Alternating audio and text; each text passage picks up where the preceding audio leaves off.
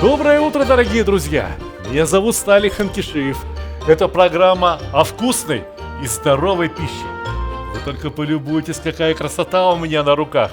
Не иначе, как для целого обеда продукты. Итак, итальянский обед номер 2. Если это обед, то на кухне должна кипеть большая кастрюля с водой. А что в кастрюлю? В кастрюлю, разумеется, некоторые овощи. Например, морковь ломтиками наискосок.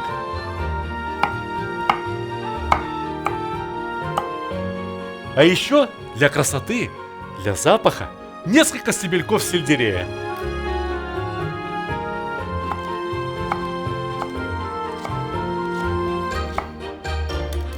Ну и лук. Да не один лук, а несколько головок, например, 3-4.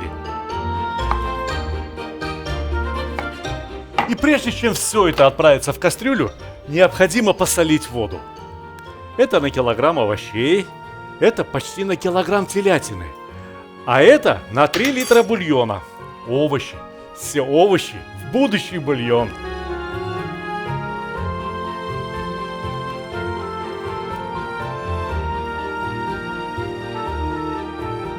Айда знатная подушка под отменный кусок телятины. Под отменный кусок телятины, который достался мне с трудом.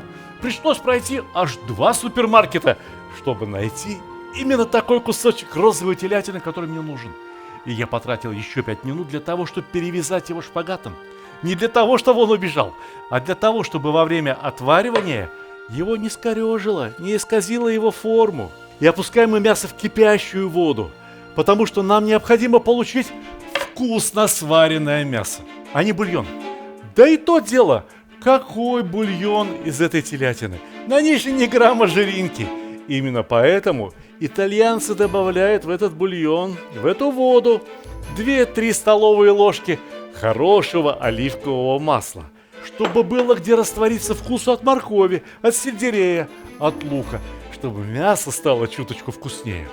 И чтобы мясо стало еще вкуснее, добавляют 2-3 столовые ложки хорошего винного уксуса, желательно из белого вина.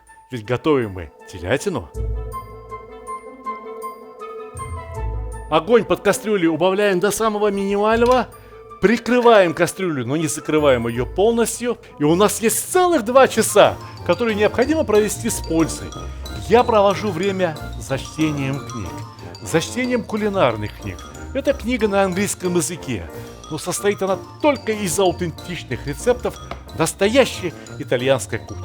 Мы сегодня готовим холодный вариант телятины под соусом из тунца. Почему я уточняю холодный вариант? Да дело в том, что у Вителла Тоната, так это блюдо называется на английском языке, есть еще и горячий вариант. Ну а если вам не нравятся книги итальянские, то почитайте, пожалуйста, книги мои. Вот эта книга моя предпоследняя, «Счастье кулинара». Она преимущественно о русской кухне, о кухне моего детства. В некотором роде автобиографическая книга. А вот эта книга, она вам понравится, потому что эта книга сплошь про баранину. Все о баранине. Как ее варить, как ее жарить, как ее тушить, как ее запекать. Одним словом, не пожалеете. Мало кто верит, что телятина должна готовиться 2 часа. Казалось бы, телятина – молодое мясо. Но оно не просто должно свариться в течение 2 часов, а затем еще и остыть прямо в этом бульоне. Кстати говоря, бульон этот следует называть даже не мясным, а скорее овощным. Это хороший овощной бульон, из которого даже пену снимать не пришлось, потому что практически нет того белка, который образует пену в телятине. Я отбираю примерно стаканчик бульона, он мне сейчас понадобится. Понадобится для того, чтобы приготовить соус из тунца. Да только не пугайтесь так этого слова. Свежий, дорогущий тунец нам не понадобится. Понадобятся обыкновенные консервы из тунца в собственном соку. Да, в самой Италии именно так и готовят. У меня здесь 3 баночки консервированного тунца.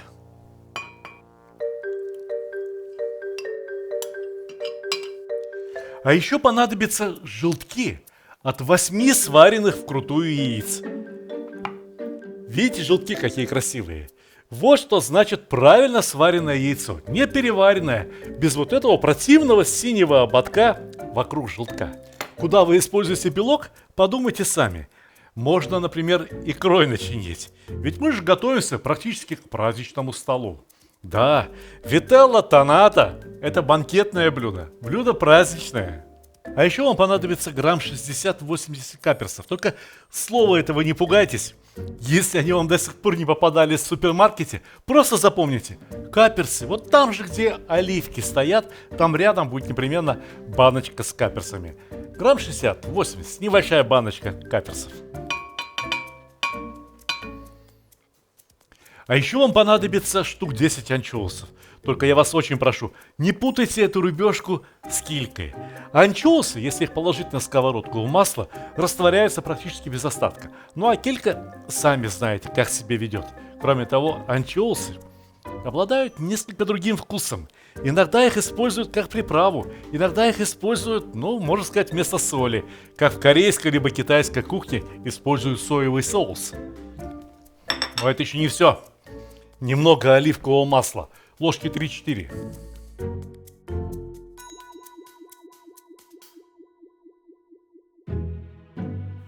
Весь бульон.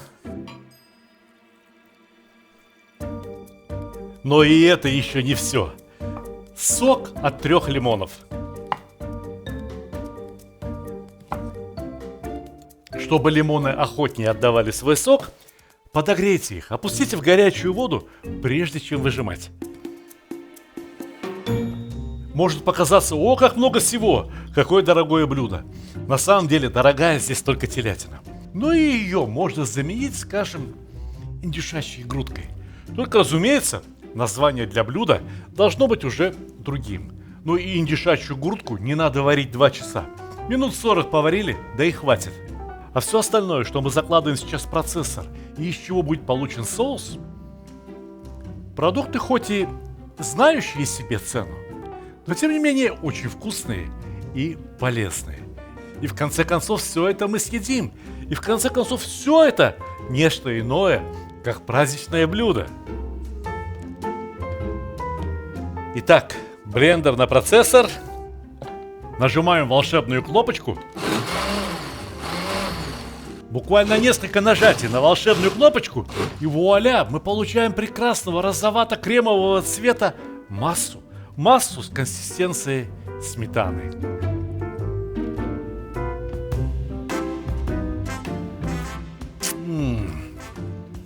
На хлеб маш и ешь. Но погодите, до этого еще далеко. Нам необходимо приготовить главное блюдо итальянской кухни – пасту. Сварилось, охладилось, все как положено, ничего страшного. Такие блюда, как правило, готовятся заранее, перед большими праздниками, чтобы подать его на стол ко всеобщему восхищению. Распутываем кусочек телятины. И теперь нарезаем. О, вы бы знали, как экономно умеют нарезать итальянские повара. Они берут специальную машинку для нарезки, как пармскую ветчину, как дорогую колбасу нарезают, и точно так же нарезают телятину. А вот соуса они берут куда как побольше. Они соусом сначала промазывают все блюдо, где будет подаваться телятина, и затем выкладывают слой телятины. И немедленно промазать сверху, не только для того, чтобы телятина не подсыхала, наоборот, чтобы она пропитывалась этим соусом. Раскладываем аккуратно, стараясь, чтобы посередине образовалось нечто вроде горочки. Я бы подавал вителла тоната с очень хорошим хлебом, при помощи которого можно вымокать весь этот соус. Но прежде чем его подавать на стол, вителла тоната должно настояться. Простоять хотя бы несколько часов в холодильнике. Ну точно как наше оливье. И почему бы не украсить вителла тоната оливками, раз это все равно относится к закускам. Ну все, это так красиво, это так аппетитно, что просто терпения не хватает. А между тем осталось приготовить главное итальянское блюдо – пасту. Главное и, пожалуй, что самое любимое итальянское блюдо – паста – дело отнюдь непростое. Сначала необходимо вырастить хорошее зерно, потом свести его на мельницу, а потом замесить очень тугое тесто, подождать, раскатать, придать ему форму и только потом нести готовую пасту на кухню. Но все меняется радикально, если у нас в руках настоящая итальянская паста. Ее продают в любом супермаркете. Пойдите и купите вот такие коротенькие макароны, которые по-итальянски называются пенне. Ах, вот они какие, музыкальные.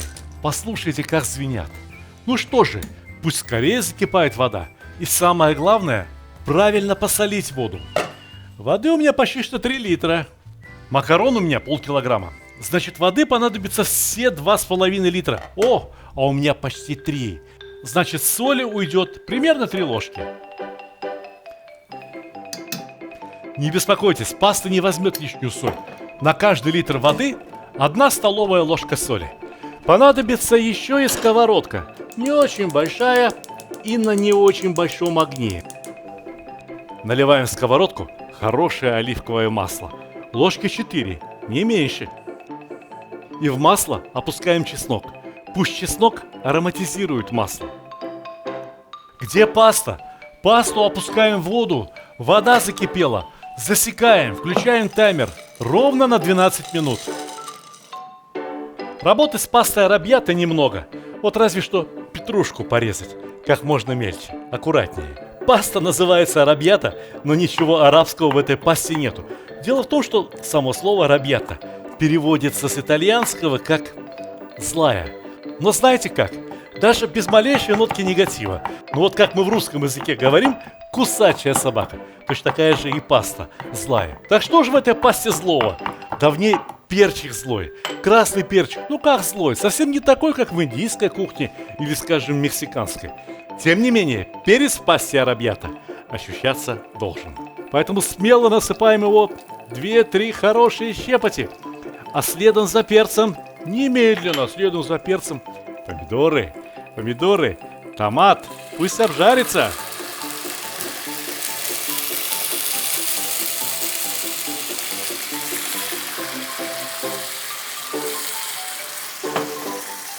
Помидоры должны потомиться вместе с перцем и с чесноком, ну буквально 2-3 минуты. Помидоры всего лишь навсего должны обменяться вкусами с чесноком и с этим самым перцем. Кажется, там паста сварилась. Вынимаем, достаем, даем стечь всей воде. Вы видите, какая паста? Варилась 12 минут, но не переварилась. Так и осталась аль денте, что означает на зубок. Ну пошли к сковородке. Как здесь соус? Как здесь чесночок поживает? Убираем, он нам больше не нужен. И отправляем всю пасту в томат с перцем.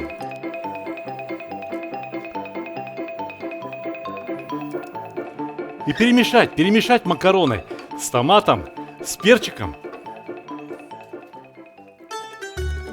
И не забыть добавить петрушку.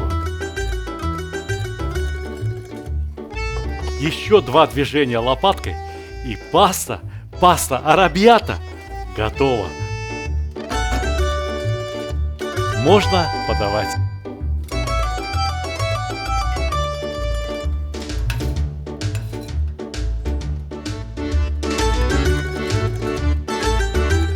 Дорогие друзья, мы ждем ваших откликов. Понравился ли вам наш итальянский обед? Ведь все очень просто. Остается только сказать больших вам успехов в кулинарии и, конечно же, как всегда, приятного аппетита! Ой, простите, бон аппетита!